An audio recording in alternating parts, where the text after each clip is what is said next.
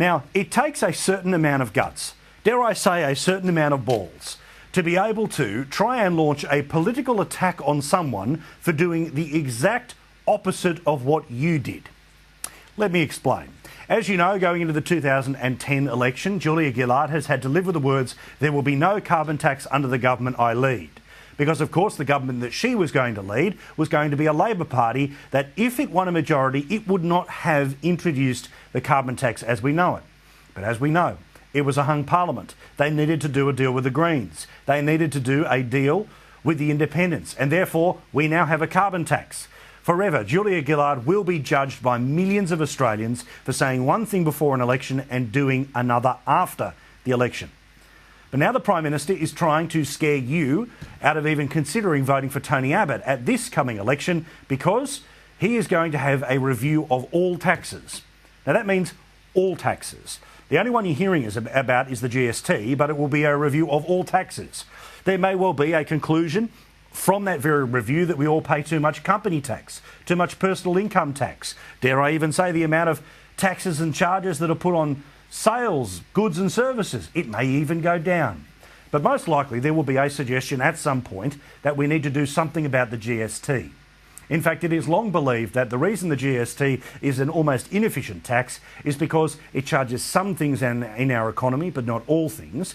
And also, if it was raised to, say, 12 or maybe 15%, you'd be able to get rid of dozens and dozens and dozens of state government charges. So today, Barry O'Farrell appeared here on Sky News and he said, God forbid. Why not have a conversation about changing the mix of taxes, that if the best thing to do is to put up the GST by a little bit, it'll get rid of other taxes at the state level. But of course, because that all takes a little bit too much to explain, we have the Prime Minister who herself said one thing about a tax and did another thing after a federal election, is now trying to make it seem that definitely if you vote for Tony Abbott, there's going to be a change to the GST. Well, here's all that is going to happen based off what Tony Abbott has said himself. And unlike the Prime Minister, I think he can be trusted on this. There will be a root and branch review of the taxation system, just like Julia Gillard and Kevin Rudd did. But unlike Julia Gillard and Kevin Rudd, they will also talk about the GST.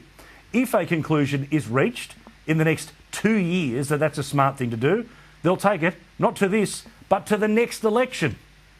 So just like the GST originally, John Howard said never ever going into 1996. But unlike Julia Gillard and the carbon tax, he didn't just flip it to win the vote of a couple of independents and to hold on to the Prime Ministership. He put his balls on the line and actually went to an election.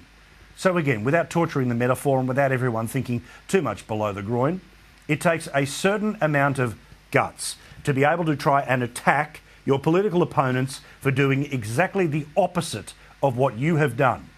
The very thing that means millions of Australians, their vote cannot be bought. They decided on that very day that you broke the carbon tax pledge that you were done as Prime Minister.